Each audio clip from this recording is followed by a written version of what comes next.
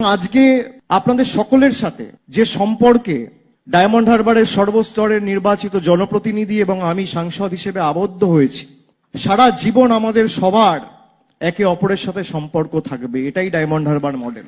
আমার সীমাবদ্ধ সামর্থ্য অনুযায়ী, আমার এখতিয়ার অনুযায়ী, আমার যতটুকু কাজ করার ক্ষমতা রয়েছে, দক্ষতা রয়েছে, আমি আপনাদের পাশে থাকবো, আমি কথা দিচ্ছি। আমরা কেন এই কর্মসূচির নাম সেবাশ্রয় দিয়েছি?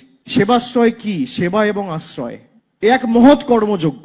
দেখে হয়তো মনে হচ্ছে খুব সোজা। একটা বিধানসভায় গড়ে দেখতে গেলে 40টা করে ক্যাম্প, এবং 10 দিন ধরে সেই ক্যাম্প চলবে।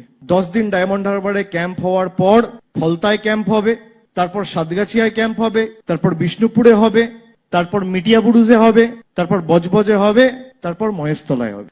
আমরা এই কর্মসূচিটা 1 তারিখ থেকে নয়, আমরা 2 তারিখ থেকে শুরু করব। আমরা 70 দিনে 7টা বিধানসভা কভার করব। কভার করার পরে 70 দিন পেরিয়ে যাওয়ার পরে শেষ যে 5টা দিন আমি আপনাদের কাছে অনুরোধ করব, সেই 5টা দিন যে 280টা ক্যাম্পে আমরা সেই শিবিরগুলো অনুষ্ঠিত করেছি, সেই 280টা শিবিরে সাইমালটেনিয়াসলি 5 দিন আমরা টানা শিবির করব।